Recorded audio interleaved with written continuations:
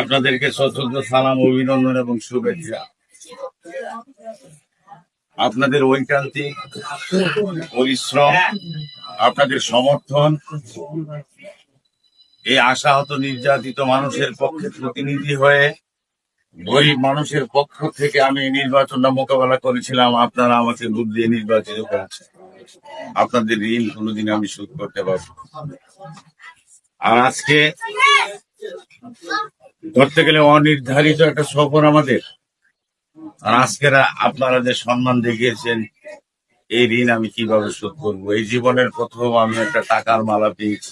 এই ঋণ এমনি তো হাজার হাজার টাকা আমার জন্য তো খরচ করেছি, আর আজকে আরো পুরস্কার দিলেন টাকার মালা দিয়ে।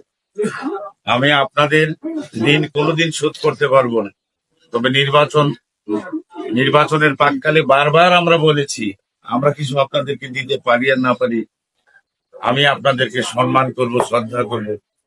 আপনারা আমার কাছে যাবেন, সরাসরি যাবেন, মরল মাধ্যম নিয়ে যেতে হবে না, চেয়ারম্যান মেম্বার নিয়ে আমার কাছে যেতে